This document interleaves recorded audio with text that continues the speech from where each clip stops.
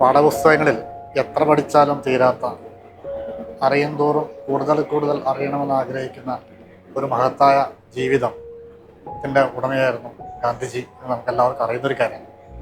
എൻ്റെ സുഹൃത്ത് സുധീഷിൻ്റെ ഇത്തരത്തിലൊരു ഫോട്ടോ പ്രദർശനം അദ്ദേഹം നവഖാലിയിൽ പോയി നേരിട്ടെടുത്ത ഫോട്ടോകളുടെ ഒരു പ്രദർശനം ഇവിടെ സംഘടിപ്പിക്കുന്നുണ്ടെന്ന് അറിഞ്ഞപ്പോൾ അദ്ദേഹത്തിന് കൊടുത്ത ഒരു ഉറപ്പിൻ്റെ അടിസ്ഥാനത്തിൽ വളരെ സാധാരണമായി ഒരു ഫോട്ടോ പ്രദർശനം കാണുന്നു എന്നുള്ള കൗതുകത്തിലാണ് ഞാൻ ഇതിനകത്തേക്ക് പ്രവേശിക്കുന്നത്.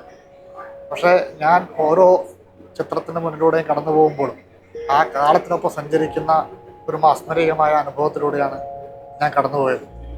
1948 കാലത്ത് നവഖാലി തൊട്ടുമുമ്പുള്ള ഗാന്ധിജിയുടെ അന്ത്യകാലത്തിന് തൊട്ടുമുമ്പായിട്ടുള്ള ഇന്ത്യ വിഭജനവുമായി ബന്ധപ്പെട്ട് ഇന്ത്യയുടെ മണ്ണിൽ വർഗീയമായി ഏറ്റവും ആഴത്തിൽ മുറിവേറ്റ ഒരു സമയത്ത് ഗാന്ധിജി നടത്തിയ പ്രവർത്തനങ്ങളുടെ ഹൃദയസ്പൃക്കായ വിവരണമാണ് ഇവിടെ സുധീഷും കവി ശ്രീ പി എൻ ഗോപികൃഷ്ണനും മുരളി ചീരോത്തും കൂടിയിട്ടുള്ള ഒരു സംഘം അനാവരണം ചെയ്തിട്ടുള്ളത്.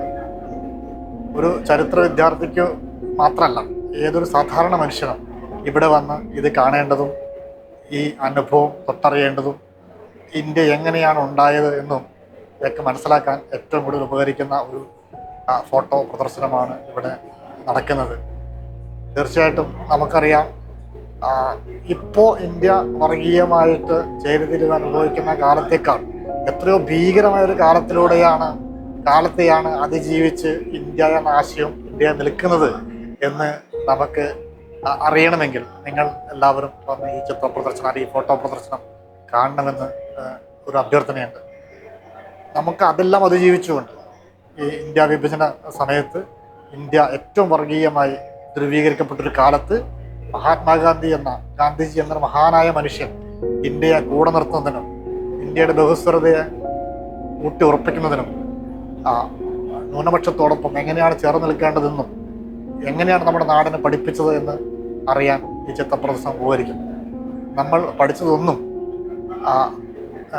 പഠിച്ചതൊക്കെ എത്ര കുറവാണ് എന്നുള്ളത്, അല്ലെങ്കിൽ നമ്മൾ അറിഞ്ഞതൊക്കെ എത്രയോ കുറവാണ് എന്ന് ഒരു വെളിച്ചം വിതറുന്ന ഒരു ഫോട്ടോ പ്രദർശനമാണ് ഇവിടെ സജ്ജമാക്കിയിട്ടുള്ളത്. ഇതിന് പിന്നിൽ പ്രവർത്തിച്ച പ്രിയപ്പെട്ട സുഹൃത്ത് സുധീഷ് എഴുവത്ത് എന്നോടുള്ള എൻ്റെ ഹൃദയം നിറഞ്ഞ നന്ദിയും അഭിവാദ്യവും സ്നേഹവും ഞാൻ അറിയിക്കുന്നു. ഒപ്പം ഇതിൻ്റെ കൂടെ ചേർന്നിട്ടുള്ള കവി പി എൻ ഗോപികൃഷ്ണനും മുരളി ചീരോത്തും പോലുള്ള ആളുകളുടെ ഈ പ്രയത്നത്തെ എത്ര അഭിനന്ദിച്ചാലും മതിയാവില്ല. ഒരിക്കൽ കൂടി നിങ്ങളെല്ലാവരും വന്ന് ഈ പ്രദർശനം കാണണം എന്ന് അഭ്യർത്ഥിക്കുകയാണ്.